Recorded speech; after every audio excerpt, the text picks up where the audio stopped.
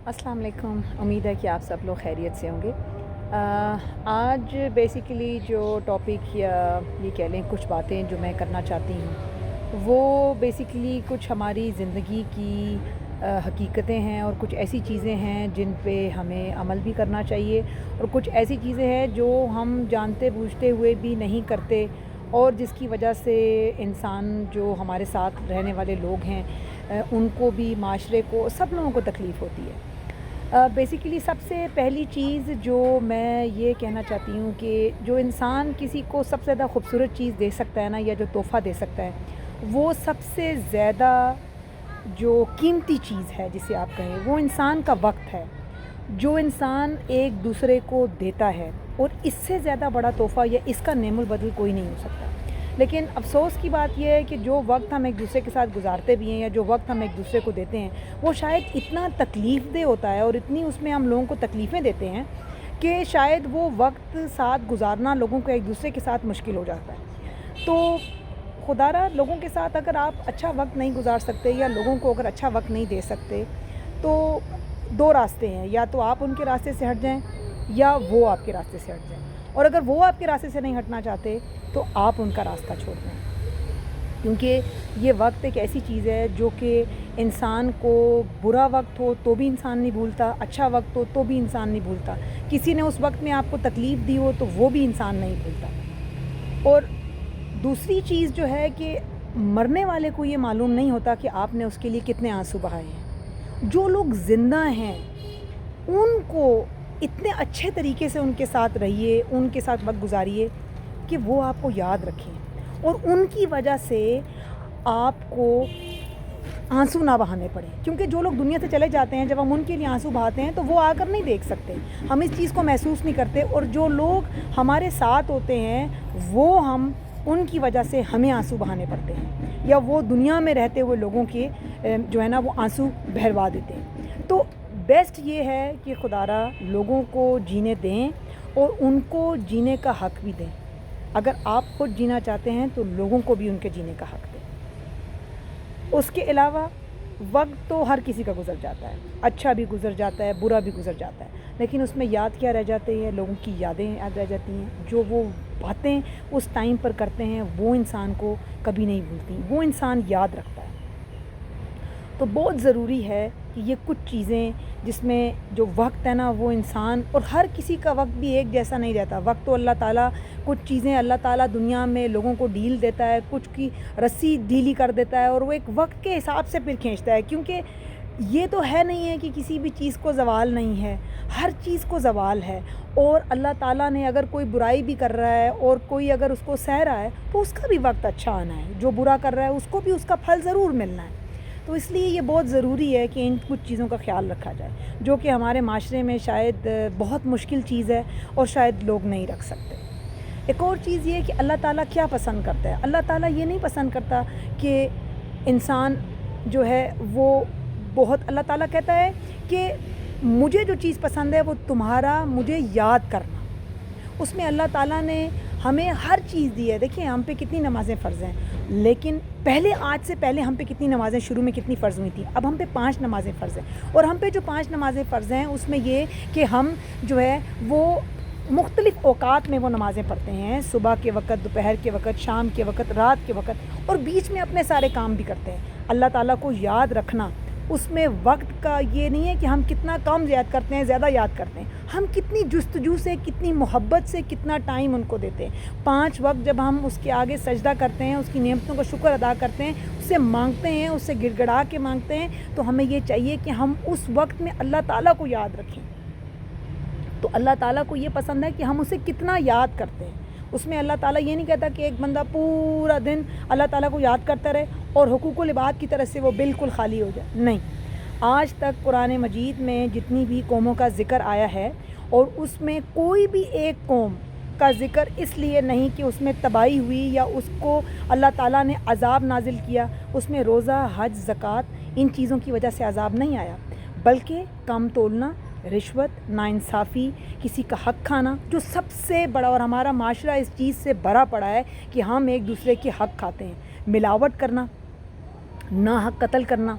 इल्ज़ाम, ये सब चीज़ें یہ سب چیزوں کی وجہ سے اللہ تعالیٰ نے، اور اگر اس کو میں سادہ الفاظ میں یا اس کو میں سمرائز کر دوں تو اس کا کہنے کا مطلب یہ ہے کہ ان پر عذاب حقوق العباد کی وجہ سے آیا، جو کہ میں اور میرے جیسے نہیں ہر دوسرا بندہ اس چیز کو انڈرسٹینڈ کرتا ہے کہ ہمارے ملک میں ہر جگہ پہ رشوت، ملاوٹ، دھوکے بازی، دغا بازی، جھوٹ،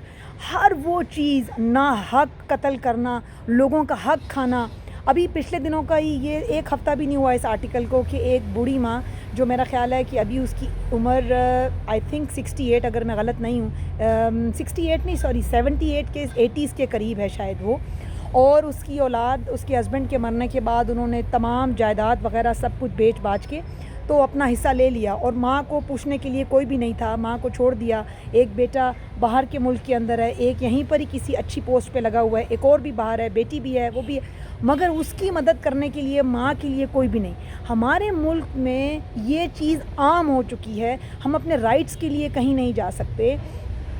کہیں پر کسی چیز کی کوئی نہیں، اور اگر کوئی بندہ کسی چیز کے لیے اٹھ کے کھڑا بھی ہوتا ہے یا کسی رائٹ کے لیے کھڑا بھی ہوتا ہے تو ہماری عدالتی نظام اتنا ماشاءاللہ سے اتنا خوبصورت ہے کہ نسلیں کی نسلیں ختم ہو جاتی ہیں، مگر لوگ نہ وہ کیس کا فیصلہ سن سکتے ہیں، نہ ان کے حق میں ملتا ہے۔ ابھی آپ دیکھیے کہ جائیداد کے اوپر لوگوں کا، آپ نیوز میں، روزانہ کی نیوز میں یہ دیکھتے ہوں گے، اور ہر روز کی خبروں میں، میڈیا کے اوپر، یہ فیس بک اور یہ ان چیزوں کے اوپر، سوشل میڈیا کے اوپر آپ کو ہر روز کوئی نہ کوئی ایسی چیز ملے گی، گھریلو نا اتفاقیاں، یہ مسائل، لوگ کسی کو سانس نہیں لینے دیتے، گھروں میں جوائنٹ فیملی سسٹم جو ہے وہ بھی لوگوں کے لیے برداشت کرنا مشکل ہو گیا ہے، کوئی کسی کو برداشت نہیں کر سکتا، کوئی کسی کو خوش نہیں دیکھ سکتا۔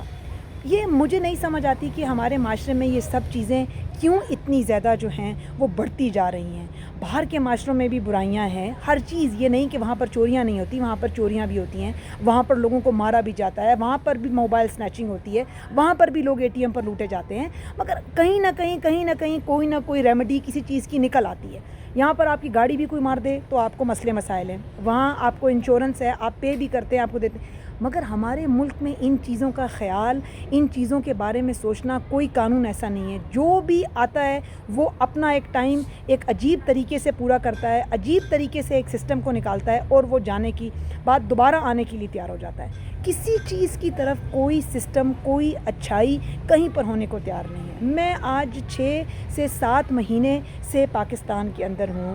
تقریباً 6 مہینے ہو گئے ہیں۔ آپ یقین کریے کہ شاید یہاں پر آپ کے پاس محل بھی ہو تو آپ کا دل جو ہے نا وہ گھبرانا شروع کر دیتا ہے،